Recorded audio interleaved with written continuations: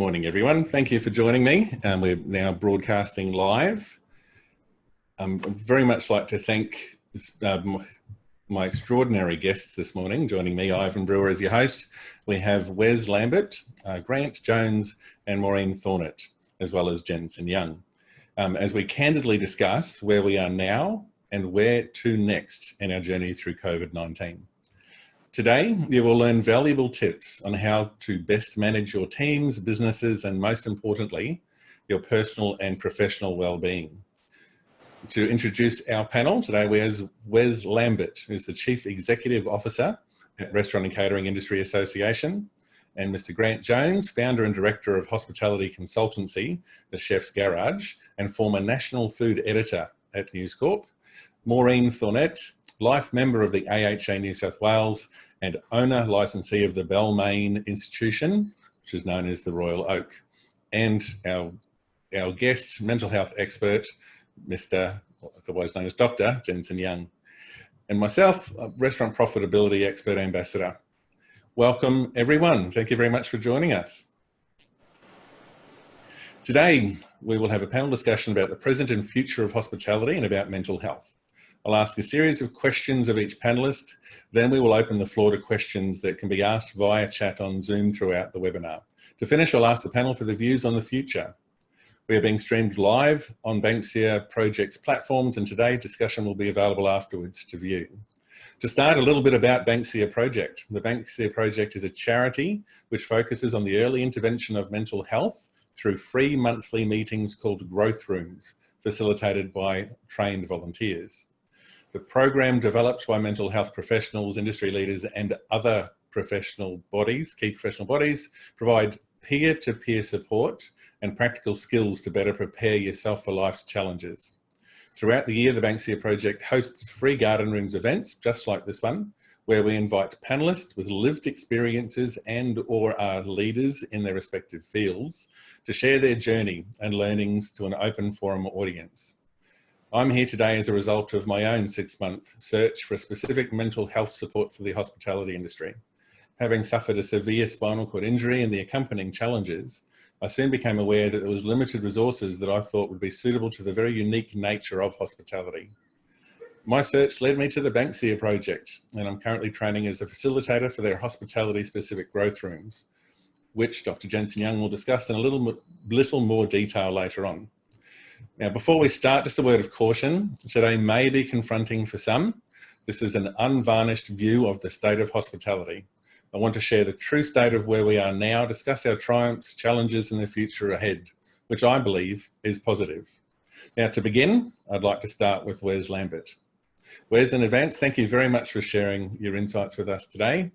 Wes is, as I mentioned, the CEO of Restaurant and Catering Association, the peak industry association representing the interests of more than 47,000 restaurants, cafes, and catering businesses across Australia. RNCA delivers tangible outcomes to small businesses within the hospitality industry by influencing the policy decisions and regulations that impact the sector's operating environment. Wes, a question to yourself. The hospitality industry has been the industry hardest hit during the pandemic. With various states and territories across Australia adopting different strategies, it can be very hard to understand just what's happening. Can you tell us just where we are right now? Well, thanks, Ivan, for the invitation today. Ultimately, it's a two-speed economy, and it's two-speed not only with West Coast states and East Coast states, it's also two-speed CBD versus suburban. So East Coast, West Coast, we had our 2020 Restaurant and Catering Host Plus Awards in WA on Monday night, where there is no social distancing, there's dancing in nightclubs, and it is to full COVID normal in Western Australia. And so that event was run totally differently than how we will run our East Coast events due to social distancing.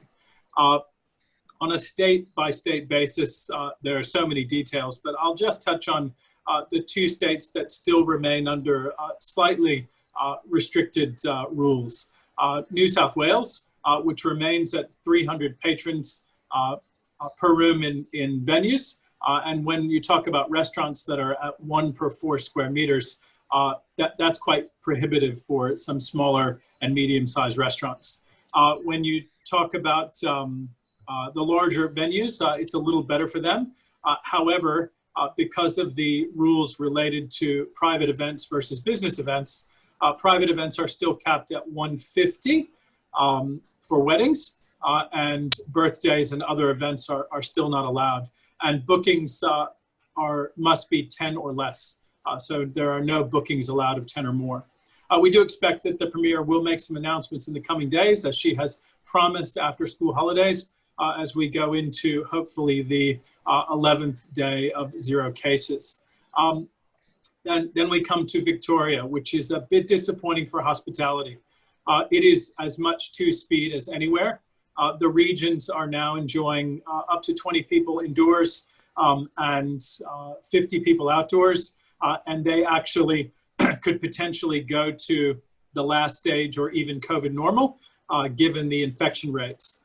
While Greater Melbourne, given the numbers yesterday, may not move forward on the 19th of October. And I know that might be devastating news for all of the Victorian individuals and businesses on the webinar today, but that is actually what we are hearing from the departments and from the government this morning, is that it is no guarantee that the 19th of October will eventuate, and that they are going to be following their less than 5 cases, and they're not going to wiggle.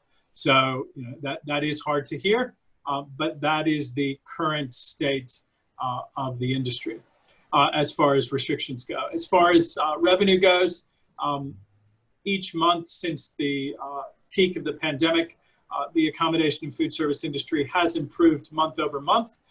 However, because this is the time, the spring and summer months, that we would normally see domestic visitors, international tourists, working holidaymakers, and international students coming to Australia, because they're not, and because the borders remain shut, the year-over-year percentages are getting worse, and they will continue to get worse through 31 December, possibly into the 20 and 30% down year-over-year. There's a term that we hear quite a lot now, I think, moving forward with COVID normal. It is here for the foreseeable future, I think. Hospitality is the most heavily regulated industry in the country. Do you think this experience with regulation places us well to manage the restrictions that COVID will require into the future? So the accommodation and food services industry was one of, if not the most restricted industries next to healthcare, because of the overseas and foreign studies that said that dining in was more risky than dining out. And while that has not yet been proven in Australia, neither by report or anecdotally, meaning there have been no massive outbreaks attributed to hospitality businesses, the health authorities continue to press that hospitality is a high-risk activity, and we remain under quite strict industry plans. Businesses have taken those up quite well. Most COVID industry plans that we've produced or that the states have produced are quite low cost, meaning that the cost of implementing those is low, unless you go above and beyond. There are some operators that have installed, automatic temperature checks, like the Randwick Racecourse and some pubs and hotels, just to speed the entry of patrons. However, for the most part, it's low cost, and it's actually contributed to record low flu and cold and other rates of infections along with it. However, the mental health cost of the entire hospitality industry and the economy in general being under such tight restrictions is certainly approaching the point where it's far outweighing the COVID effects. Now, you've mentioned previously that we would normally expect 18% of businesses to fail in any given year. And by an ABS definition, failure is just mean a cessation of an ABN, so that could include a sale. We also see new businesses enter the market to replace them every year. Do you think these failures will be higher this year? And will there be fewer new businesses entering the market? So the entry and exit report every year is goes to 30 June and is reported in February. So this year's February showed a very marginal increase. So it was less than 1%. So only 700 new businesses in accommodation and food service at the end of fiscal 2019. At the end of fiscal 2020, we may or may not see a huge swing because that's 30 June of 2020, which included everything from 1 July 19 to 30 June. We did have the perfect storm of floods, bushfires, and then coronavirus. So we do expect to see a bit more exits in this year's report. So we think that that's going to tick up into the 20s as far as exits go. And as far as entrance, there would have been a normal entrance into the market for the first 6 months of the year. But the second 6 months of the year, there would have been a dramatic drop in the entrance. So we do expect that the net will be anywhere between 10 and 20% negative. However, for fiscal 20, that will end on 30 June 2021, we expect that there will be few, if any, entrants into the market. There will be some consolidations, which may not lead to ABN changes, as it may be better just to buy the existing business trading so that those businesses can benefit from the JobKeeper. So if a business is on JobKeeper and it is sold, and that ABN continues, the business continued, the employees stayed employed by the same business. So we will see some consolidations that are transfers of ABNs. However, with JobKeeper and most stimulus packages and insolvency protections ending on the 1st of April 2021, there could be a tremendous amount of ABN closures between 1 April and 30 June. So the following year's report could be as high as 30% exits in the industry, which means overall 10 to 15,000 lost accommodation and food service businesses. Which is just a huge number. You touched upon the insolvency rules, which are into April next year. Now, changes have been announced with that. What does that actually mean for business? Well, some things sound good when they're spoken, but they don't look so good on paper. So right now, it is still illegal to trade insolvent. The rules that were put in place stopped your creditors from being able to make you insolvent. But if you're insolvent on 1 April of 2021, then you were trading insolvent. You need to get your house in order before for the 1st of April 2021. You're not being forgiven, it's just being postponed. So it is very important that if you know that you're not going to be able to trade through, if you know that your spring and summer season are not going to eventuate, and that is what would have gotten you through the low season, autumn and winter, it is very important to look in the mirror and say, do I want to be caught in a situation where I'm not solvent on 1 April. In addition, the recently announced Chapter 11 style, or more like Chapter 7 style bankruptcy provisions, one little known rule in that is that in order to enter that modified administration where you get to continue to run your business, before you start, you must pay out all your employee entitlements. Now, I'm going to repeat that. To enter into the newly announced administration that allows you to run your business, before your creditors can vote for you to do that, you must have paid out all your employee entitlements. Now, I don't know any business that's going to go into administration that has the money to pay out its employee entitlements. That is typically one of the things that is driving them into administration or insolvency. So while it sounds good to say it, on paper, it doesn't necessarily look as good.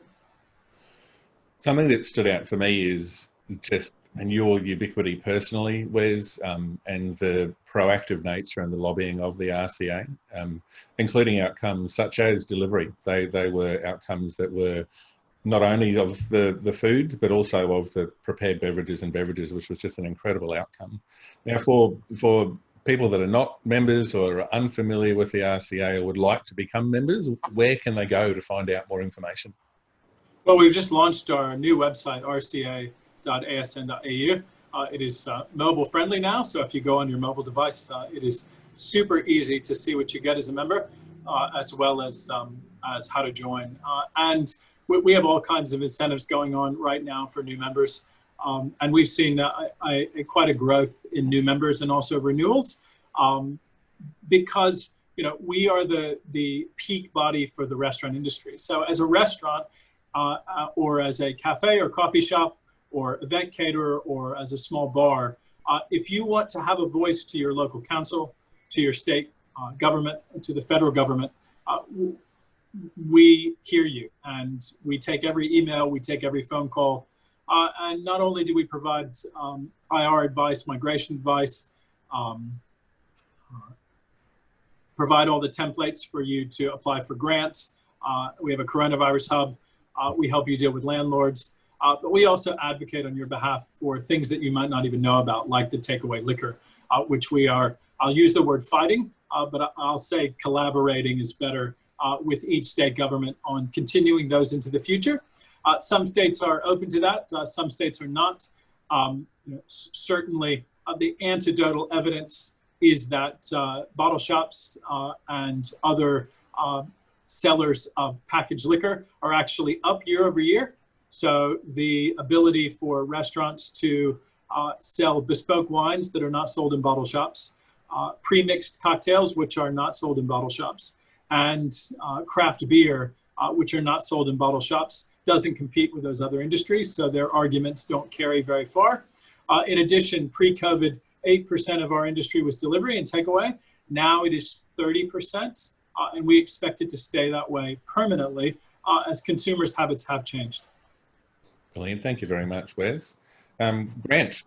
Grant Jones is a senior journalist with experience ranging from newspaper and magazine production to television and radio. He has worked across the globe in major news organisations, most recently as the food editor of News Corp, writing for the Daily Telegraph and news.com.au. In his current role as a media and content consultant, he writes press releases, profiles, web content, and newsletters for major clients with a focus on F&B, hospitality and clubs, as well as contributing to the mainstream media articles. Grant, what positive innovations and stories have you seen hospitality businesses employ to stay in business or even thrive? Good morning, everyone. Yes, it's not all sunshine and rainbows, but there are certainly many operators out there who have taken up the gauntlet and implemented changes within their business to try to get through this pandemic.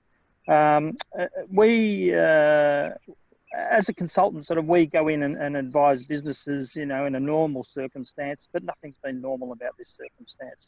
So it depends on the business. I've seen businesses quickly pivot to delivery models. Some have used third parties, others have implemented their own delivery systems. I've seen menu changes, and I've helped advise on menu engineering to develop menus which are probably a tighter menu, but obviously more deliverable, if you know what I mean. Once restaurants closed down in the initial period, businesses just a lot of them didn't know what to do. So I've helped to advise on some of those businesses on how to get their product out there in a more viable system. Whether it's packaging up a sauce with a pasta, or whether it's put together meals in a box, with a cocktail. Some businesses have been really creative and been able to move ahead with their business despite the fact of all these restrictions being implemented and changing, day by day and week by week. I've seen the same. Even I've had some reports of restaurants changing significantly, obviously with delivery, and obviously delivering raw products as well, and actually increasing their revenue compared to pre-COVID times. So there are certainly some very good success stories that are out there. I've seen some of those.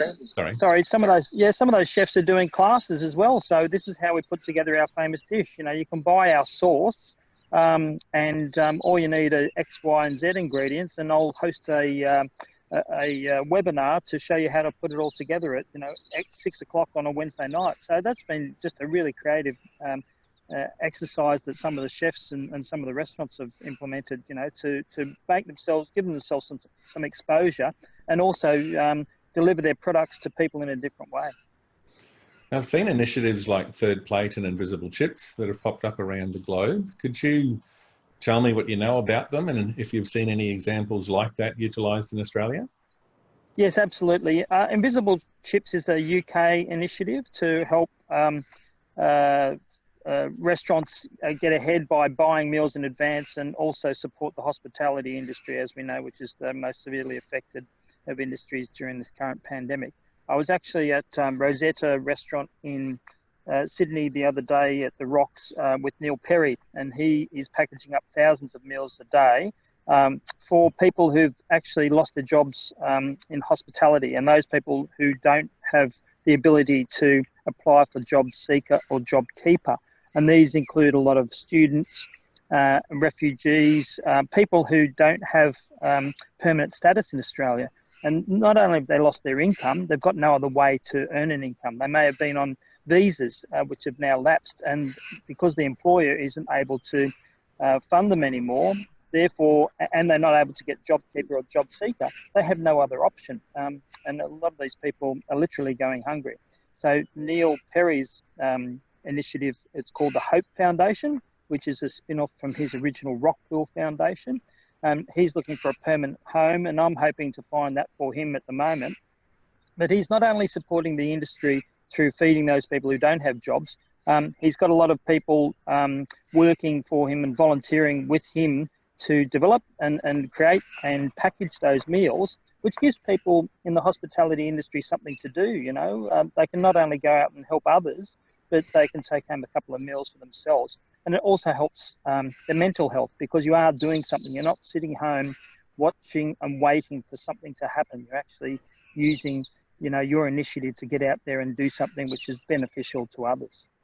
I think we're quite a uniquely kinetic industry as well. We like to move and to be doing. So it's an industry that doesn't like to sit or stand still. Now, something that's stood out for me over this time has been the venues need to change direction rapidly and often at short notice. But to do so requires informing their customers of that change in the absence of physical or frequent visitation. Venues and their customers are turning to technology like never before, from online booking, customer tracking, tableside ordering, and of course, delivering. Two leading Australian food tech companies, of which there are many, are top of mind for me. One is My Guest List and table booking software Now Book It. Now, MGL, which is a leading marketing and customer data platform, has 90% of its 15,000 businesses using their databases to communicate with customers regularly. And Now Book It itself has experienced a 250% increase in online bookings compared to pre-COVID levels. Has data ownership and access become the new battlefield for hospitality, Grant? Yes, absolutely. I think that some of the third parties, delivery systems, who are keeping that content and not sharing it with their partners, quote unquote partners, that will be an issue. That content and that data, what your customers are buying, when they're buying it, how much of it they're buying, how frequently they're buying it, is crucial to the continual operation of your business. If you know that they are not buying as often as they used to, then how do you encourage them and how do you contact them to say, hey, we have an offer for you, if someone else owns your data?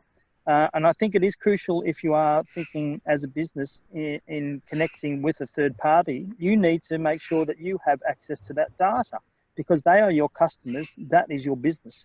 Sitting there in a server somewhere controlled by someone else is not going to do you much good. So I think that sort of data sharing and that sort of ownership of the data needs to be considered if you are entering into a new phase of your business, which includes improving your tech. So, and not only does it go to deliveries, but it also goes back to, say, reconciling produce and providores. If you're still using sheets to tick off, I need a box of lettuce or a box of tomatoes, I think that's probably going to be problematic further down the track, especially for a medium to large size business. Employing things like Counter, which reconciles how much produce you've got to how many meals you need to produce, looking at your volumes. And are you using 120 grams of salmon rather than 100 grams for a small serve, an entree serve? Or, are you using 2 kilos of potatoes per average serve of chips over a night. You know, you need to reconcile those systems and need to know what's coming in and what's going out, and that will even become more crucial as businesses reopen. So I think they need to look carefully at their tech to work out if it can help them move forward as we recover from COVID. Something that Wes had mentioned earlier in terms of consolidation, I think will impact technology as well. We have 83 point of sale systems available in Australia, nearly 200 rostering platforms. There are simply huge amounts for people to choose from. So I think, and technology is incredibly important when it is utilised in the right way. Now, some fundamental changes in the behaviour and expectations of our customers have resulted from COVID. Cleanliness and obvious hygiene standards for one, technology interventions such as people tracking and tableside ordering for another. What other changes in customer expectations will businesses need to adapt to, and what will it mean for both that business and what will it mean for the staff? I think training is going to be key in this. While many businesses have been, I suppose, forced into a situation where they need to look at their operation more carefully, and I think Maureen from Royal Oak can lend more to this, that there needs to be protocols and procedures and training courses. I think it's recognised that, you know, if you inform your customers what you're doing to help them, then they will be return customers. They'll be loyal to you. So if you can indicate to them that you are doing the right thing across your business, whether it's through hygiene procedures, which you're sharing, say, on social media. You know, we're doing our hourly wipe down, put a post, hashtag, you know, COVID safe. You can share that information. I think it's important that people are transparent in showing that they're doing the right thing. And I think that's probably going to be one of the things that will take businesses through this next level, which is being transparent about their protocols, their procedures, their training, publicising that they have met all the requirements, and they're going to continue to help their staff, you know, maintain their training by going through this process with them. As was mentioned as well, an absolute explosion in delivery. Now, delivery is a little bit more challenging to express explicitly that there are hygiene standards in place for two reasons. You can't see the food being prepared. You're not there, either in a takeout or in a delivery scenario. And something I think that is potentially an issue to be addressed is that the delivery drivers themselves, if they're outsourced, are not necessarily trained in food safe handling procedures and hygiene procedures. And what are some things that businesses could do to address that issue of trying to, you know, demonstrably show that they've got hygiene practices in place when customers are purchasing delivery? Yeah, I think that's overall an issue that needs to be looked at on a wider scale. I mean, there's a video doing the rounds out of London about a dark kitchen in North London somewhere, and dodgy delivery drivers, which have been, you know, who have been demonised, I think, to a certain extent. But yes, you need to know what's happening to your food once it leaves the door, and there will be more a move towards delivery. I think less dining in and more dine at home, but with restaurant meals. So yeah, I think tracking your food, following one of your drivers, giving them a handy cam or giving them a GoPro, or showing where your food comes from out your kitchen and how it's prepared, being handed over to the delivery driver, making sure that everyone is, you know, following the protocols and procedures and doing the right thing by the customer. Because doing the right thing by the customer is always going to keep them coming back. If they know and can see, and as I said beforehand, if it's transparent that you're doing the right thing, then I think that's the best way to keep them loyal to you and keep them coming back. But it's also having that discussion with the third-party operators. You know, you expect them to have various standards and levels of procedure that need to be adhered to. And if they're not up to scratch, then ditch them. I think, you know, you should have them be responsible for the delivery of your meals. And many years ago, when deliveries were first happening and the fast food operators were doing it, you know, quick off the mark, you saw some of that food. You know, there were memes and videos of food upside down and deconstructed burgers and so on, spread all over a package. So, yeah, I think restaurants need to know how their food is being delivered and in what state it arrives in. So if you do get feedback, you know, if someone posts an Instagram post and says this is how my food turned up and it's not satisfactory, then jump onto it straight away and be acknowledged that, you know, you're responsible for your food from the moment the produce gets into the back door to the moment it gets to the front door of someone's home. Things like GoPro, I think, is a very great idea, perhaps live streaming into kitchens so that people could actually see the practices that are in place in a kitchen, and perhaps things like tamper-proof delivery packaging, you know, simply prevent that. Yeah, absolutely. I've seen that in Japan. I went over, and I'll fess this up. I went over with Uber to see what their systems were over there, and there's a lot of the tamper-proof packaging and you know, with tabs and stickers that tear off once and once only. So they've got some of the restaurateurs over there have implemented very strong systems of security, and I think that's certainly something that we need to look at a bit more in securing, you know, the produce or the meal before it gets to the front door. Lovely, mate. Thank you, Grant. Now, Maureen Thornett has been the owner of the Royal Oak Balmain, an institution in the Inner West, for over 30 years. She's known as a successful business owner, hospitality advocate, and most recently, going over and above for her team and community. As I mentioned before, she's an AHA Life member, and I'm very excited to be speaking with her today and sharing her experiences. Now, Maureen, hospitality is known for wonderful product innovation, the creative flair by which we celebrate food and drink. It's not always known for its process innovation and doing things in a different way. Can you tell us more about how you have made changes and how you've communicated those changes to your team and the results you've experienced? Thank you, Ivan. Well, firstly, I can go back to 9:30 p.m. on Sunday, the 22nd of March, when Scott Morrison announced that we would be closed from midday, Monday the 23rd. That was quite devastating. We knew that it would happen, but not that we would be given, you know, 15 hours notice. Going from a busy Sunday with a thriving business to walking in on Monday morning and looking at a shell of a business.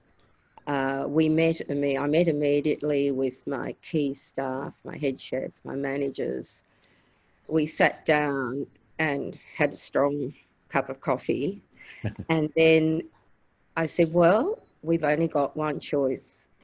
We have to think about another way around this, because I'm not going to close the Royal Oak. I've worked for 30 years to have this business. I love it. I love the community, and I really am obviously very close to all my staff. We have 4 chefs on 457 visas. We had kitchen hands on student visas, and you know, they were looking at sort of not earning anything. So I said, okay, let's get our heads around this, and we said we're going to do takeaway. Well, and everyone was agreeing, and everyone was very happy. We kept all our key staff. We, of course, sadly had to put off some staff because we didn't know how busy we were going to be, but I was prepared to give it a good month and just see, you know, how we would proceed. Anyway, that first night, we did 3 takeaways. Then by the end of the second week, we were averaging, you know, 40 and 50 a night. Then by the end of the month, we were doing, you know, 600 and 700 a week. We became Uber drivers. We delivered the food ourselves. We also set up markets outside. We had a lot of produce left over, obviously, from the weekend.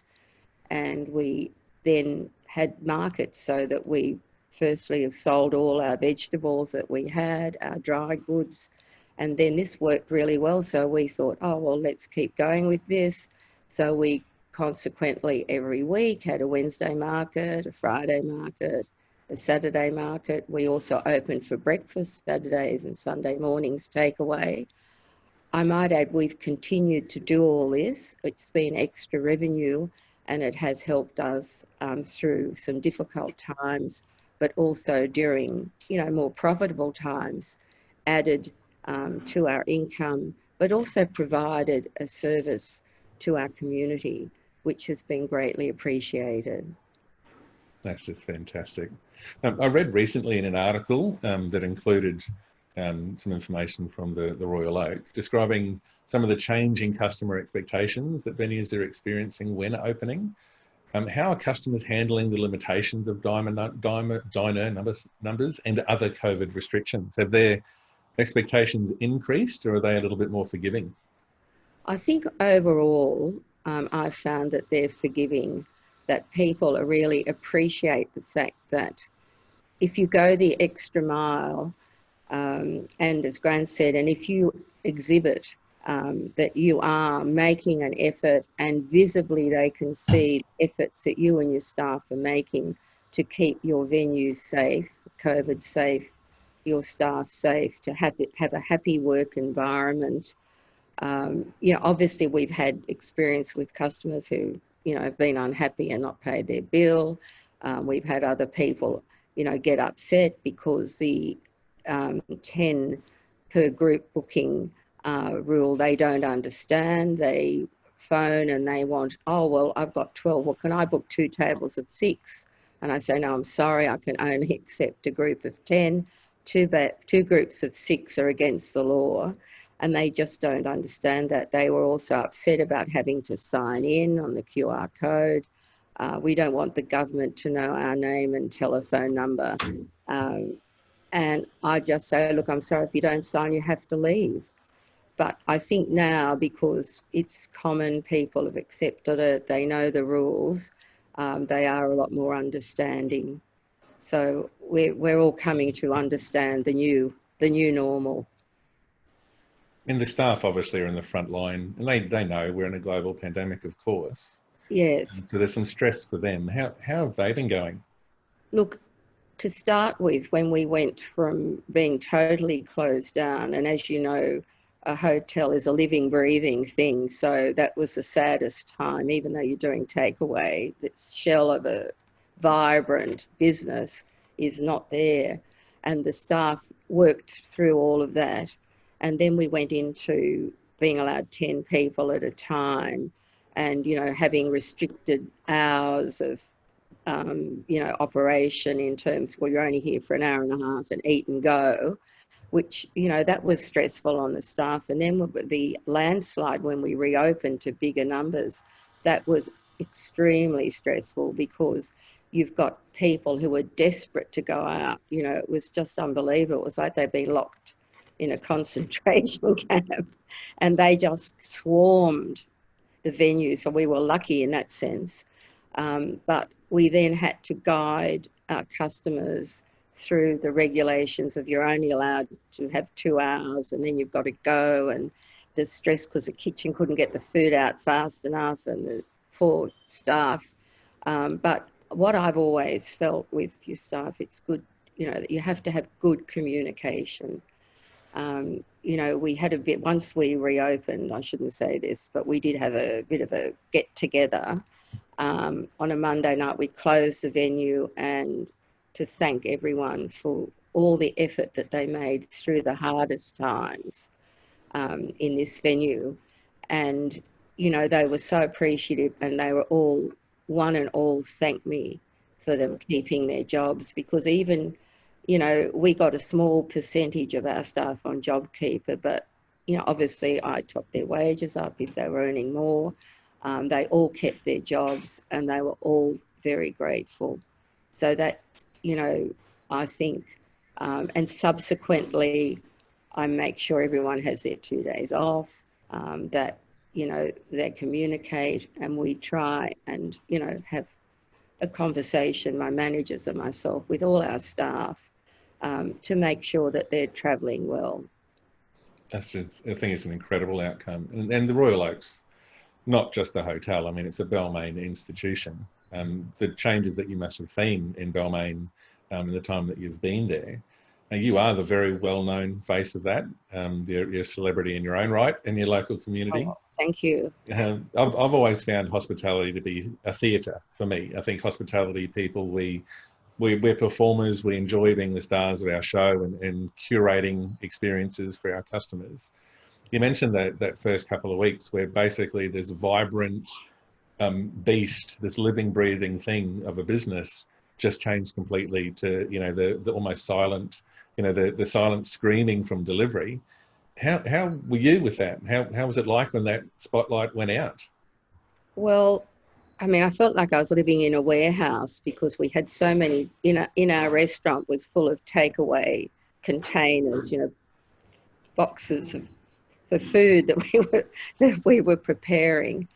And I think keeping busy, as you mentioned earlier, is the key.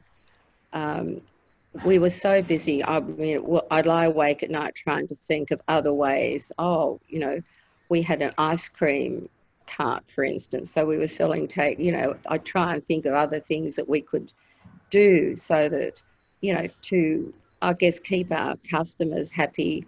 We were busy. We were, customers may not always buy something, but they would walk by and they would have conversation because they're locked up in their house. So it was a two-way street. They kept my staff on the right path, and we sort of hopefully kept our customers on the right path with, giving advice, listening, providing them with a cup of coffee.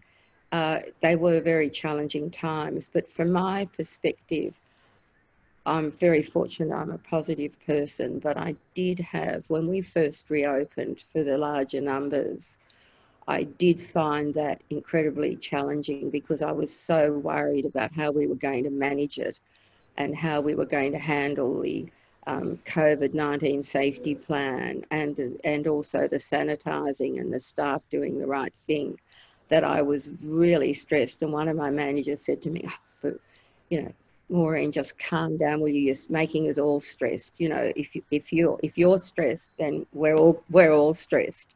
And I just burst into tears because I thought, oh, I don't know, this is overwhelming. But it was good advice. He pulled me into line and we moved forward and we've got through this. And I think now it's accepting the new normal that we're all living with. It's not going to change. I think sanitising is with us for some time. But fortunately, so far, we've all managed to get through this without too many battle scars. So operating a business has certainly become more expensive. There's more labour now being applied to things like sanitising, where they would have been applied to looking after customers or generating revenue. And we're an industry in which customers are notoriously price sensitive. Have you experienced an increase in the cost of operation? And have you been able to offset that? Are customers willing to pay more? Well, I think in this climate, fortunately, we're in a suburb that is reasonably affluent. So people are still being paid even though they're working from home. And as Grant mentioned, what we did is we tightened up our menu so that we have a very broad menu, but we actually looked at each item, what it was costing, how we were going to price it. And we actually did put our prices up just a couple of dollars a meal. We also looked at our wine list and we did my daughter handles that. We did a fair bit of research with that. We instigated a policy to start with where we had wines that were from South Australia, Victoria, that were affected. The wineries were affected by bushfire. And so they had limited stock that we bought and sold, and we actually verbalised that to our customers. I found that people now, we would have found pre-COVID to sell a bottle of wine at $60, that would not have walked off the shelves. But now people seem to be wanting to spoil themselves. They're prepared to spend more on a bottle of wine. They're prepared to go out more. Lunchtime trade has increased because people are working from home. So there's been some very positive outcomes from this. That's fantastic. Thank you, Maureen. I'm very pleased to have a clinician, Jensen Young, on the call with us. If there are questions that pop up during the session, Jensen is here to answer those. Now, Jensen Young works as a clinical psychologist and supervisor for a range of counselling teams and universities across Sydney. He has been working alongside the Banksia project to supervise the delivery of our growth room programs for over 3 years. Great to have a chat to you, Jensen. Now, life is stressful. It is at the best of times. It doesn't always play out the way that we would expect, and others around us don't always act the way that we would like to, but this is really quite something else. And we've heard from Maureen about the dynamic nature of the way in which life has changed. And this isn't likely to change back soon. Jensen, how can we look out for our staff and friends and colleagues in such trying times? Hi, Ivan, and hi, everyone, and thanks for having me. This is certainly an interesting question, certainly very interesting times we're living in.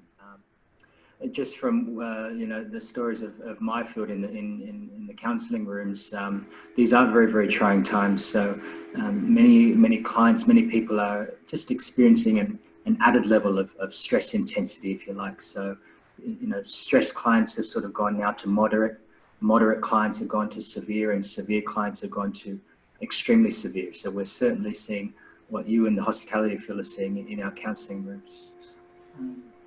So when I think about your question about how can we look after staff and friends and colleagues in such trying times, I think first and foremost, if we are to be looking after others, we first must monitor the well-being of ourselves.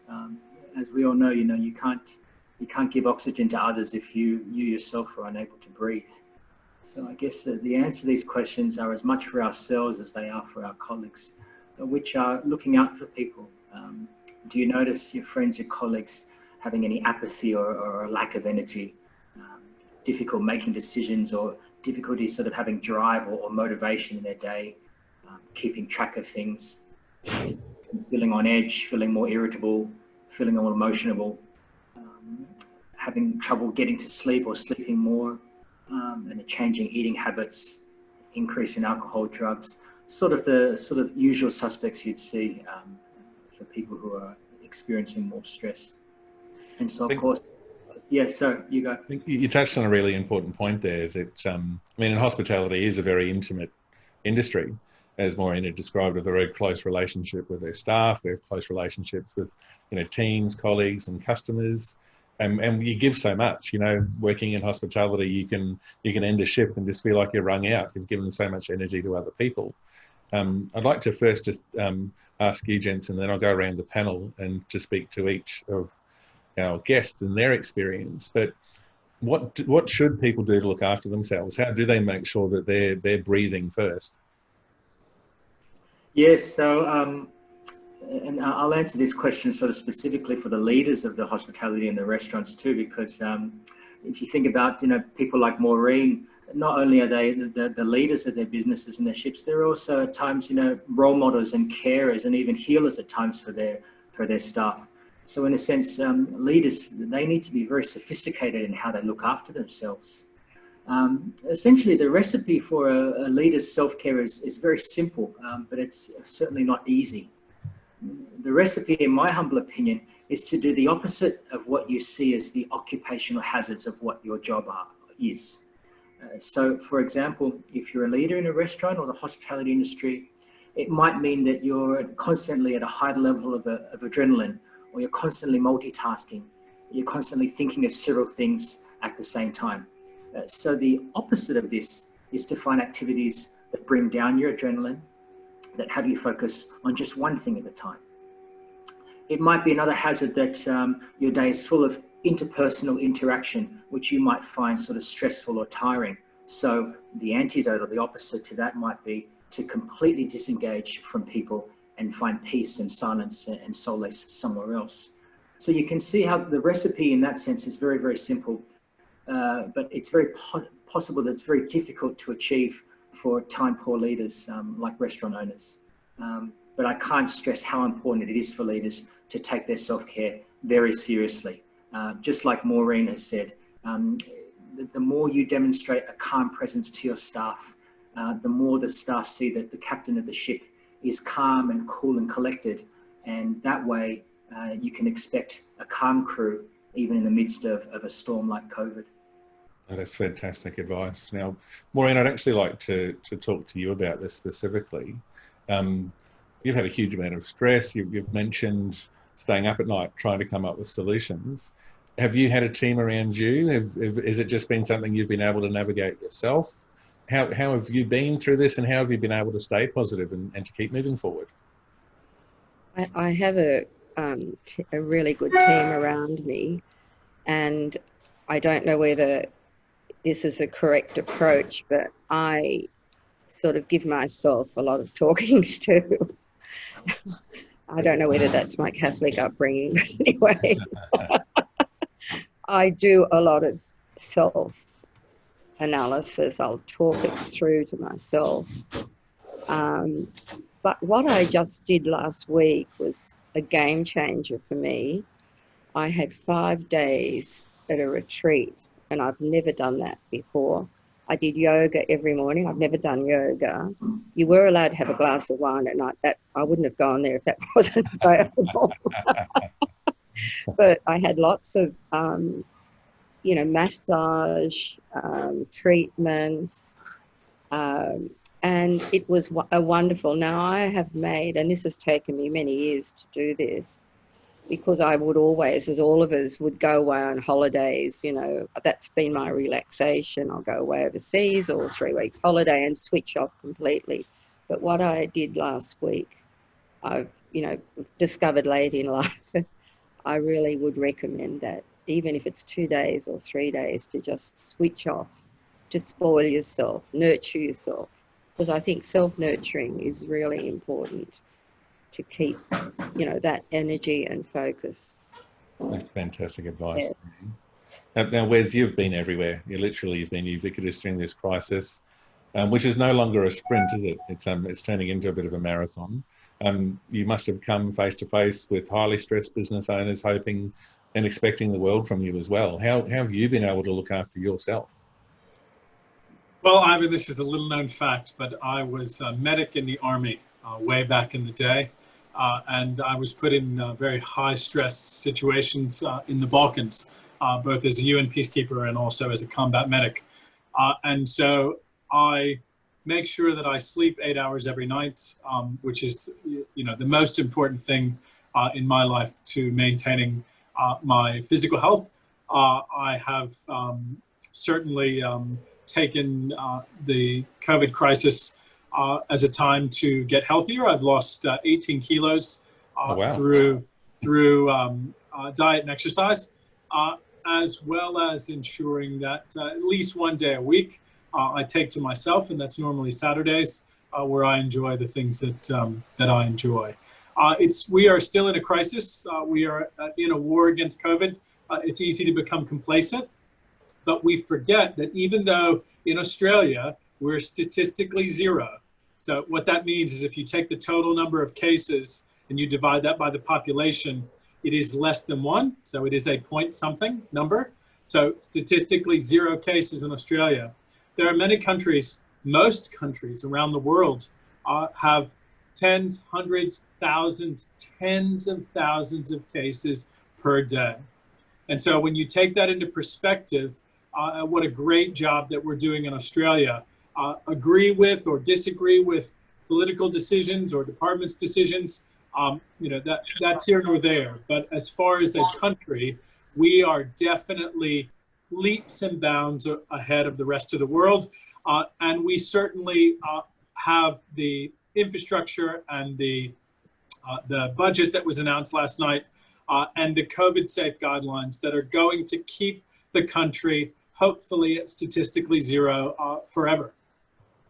That's fantastic, mate. And I see pictures of you all the time dining out in lovely restaurants. So that's a huge achievement to lose weight in your role as the CEO of Restaurant and Catering.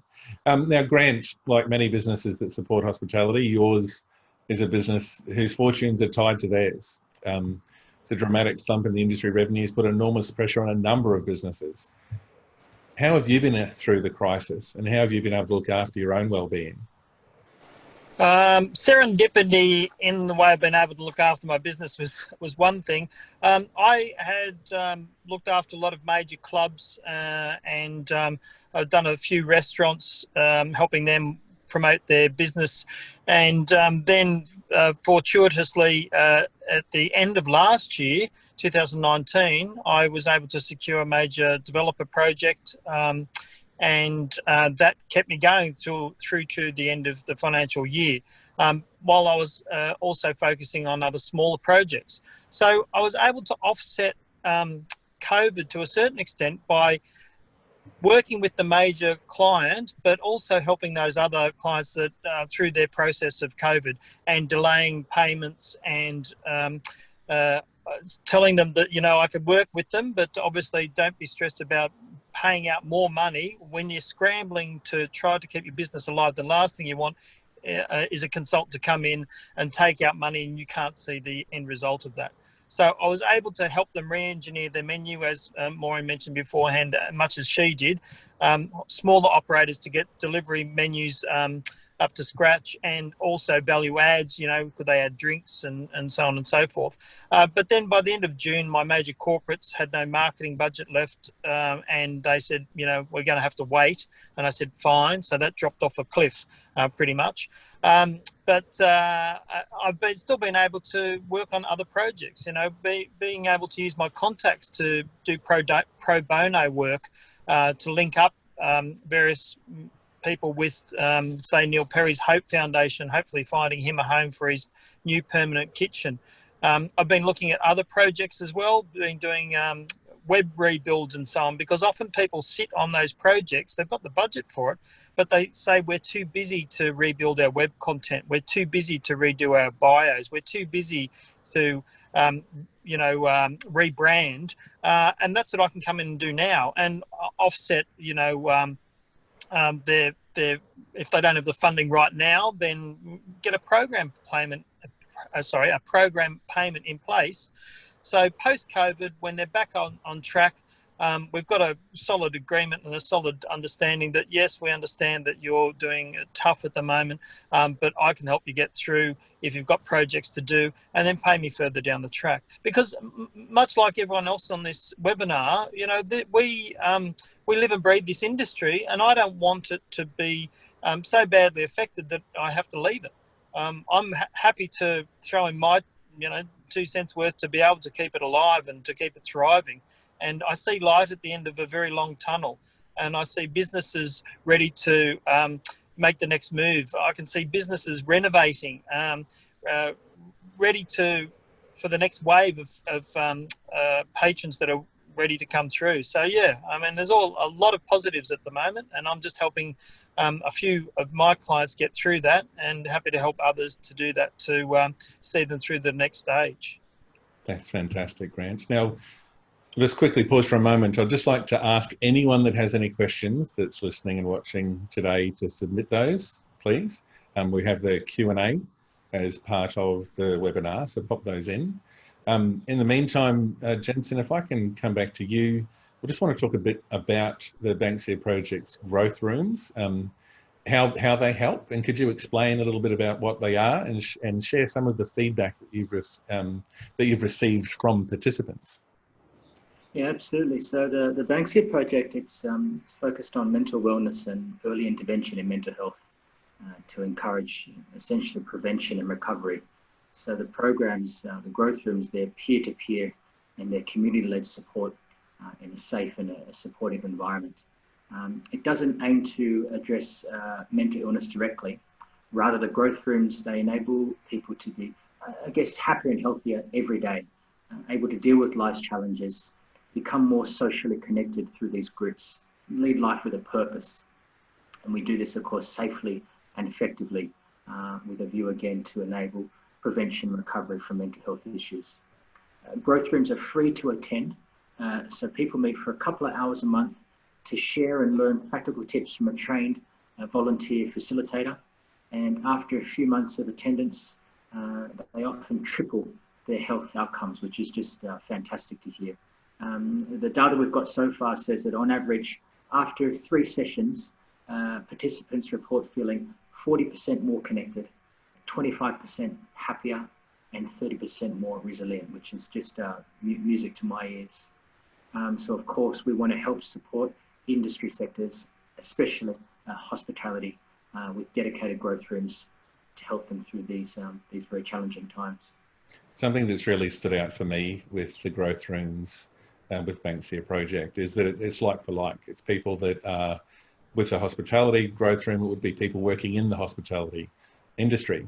We're no longer limited geographically, so people all over the country can access a growth room now that we're in the online world. So the fact that people can, go at their own pace, share what they're comfortable to share, but people in that room and in that session know what it is that each person's experiencing, which I think is just incredibly powerful. Hospitality, a lot of industries are, and hospitality, I think especially, is very unique in what people need to face. I think that's a very powerful part of the growth rooms with Banksia. Couldn't agree more. I couldn't agree more. Now, I'd like to ask one more question of the panel, and then we'll open up to some of our viewers. My instinct is that yes, through no fault of their own, some and maybe many businesses will not be able to keep their doors open due to the COVID experience. But on the other side of that, as Wes had touched upon, over the next 12, 18 months, could be significantly less competition amongst businesses. In effect, to the extent that we could have some of the best trading conditions we've had for the last 10 to 20 years. Now, starting with you, Wes, I know that you, from my experience in talking with you, you're a very positive person. What do you think about the future? Oh, well, I can tell you that that COVID will not be here forever. Either we will find a vaccine or we will learn to live with COVID and remain COVID safe. As I said before, Australia is doing such a great job. We certainly will see a improved economy, if not at the end of 2020, certainly into 2021. It may look differently than it has ever looked before.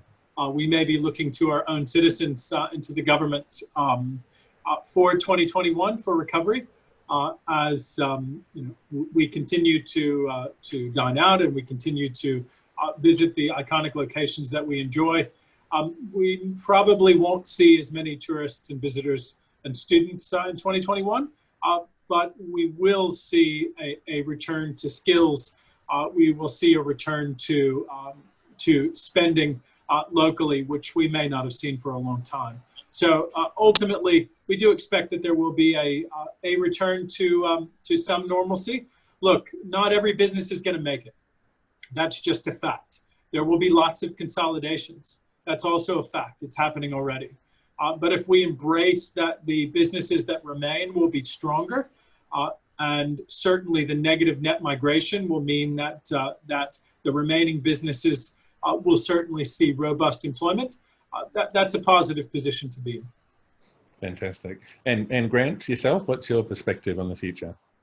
I'm really looking forward to doors opening sort of properly, but I'm also looking at re-engineering menus and looking at ways how people dine out now. I mean, pre this, we had a move towards the more casualisation, smart casualisation of the dining experience, but that enables restaurants to revisit their menus and have a look at what they're offering, and maybe there's some changes that can be made now that can give them better bang for their buck, give them higher margins. So I'm looking at sort of those sorts of menu re-engineering projects, which are really fun for me to work on, because I know that I can make a difference to the business in the end. What is the signature dish of your restaurant, and can you pivot that to make it more profitable? Can you eliminate some things from your menu that have just been dragging you down and dragging your profits down? Add value add to things. Do you do 2-course meals? Do you do 2-course meals with a wine delivery? Just making sure that you can squeeze every sort of cent of profit out of it that you can without having a huge impact on the consumer. And the consumer is very edgy at the moment. They're not sort of super confident. They're sitting on their dollars, waiting for the doors to open. and you want them to spend the dollars at your place. So you've got to encourage them to say, hey, we're back open, we're ready for business, come on down. That's fantastic. Now, Maureen, I talked briefly with you yesterday. You'd got back from your retreat last week. I think you were so busy over the weekend, you almost need to go on another retreat. What's your sort of expectations and thoughts of the future? Look, as I said earlier, I think this is the new normal. It may improve, you know, the 4 square metre rule may become 2 square metres, but whatever, I think we've got to stay positive. I think that's the most important thing. We can't be negative. We've got to look at our business. We've got to actually, you know, as Grant said, we do have to look at the bottom line. We've got to look at our offering. But we've also got to remember that the customer comes out to have a good time, feel special and be looked after. And I think that's the basis of this business, to keep our businesses viable, positive, our staff, encourage our staff, and make our customers feel safe, and make sure our venues feel exciting and, you know, want a place that, you know, will welcome the customers and add value, you know, value add. And I think the future, as we work our way through all of this, I feel positive. I think, as Grant had mentioned, if we're doing the hard work on the businesses, there is going to be greater opportunity going forward with less businesses in the industry. There'll be more staff to be able to hire, and we will simply enjoy those benefits from those changes we've made to our businesses going forward.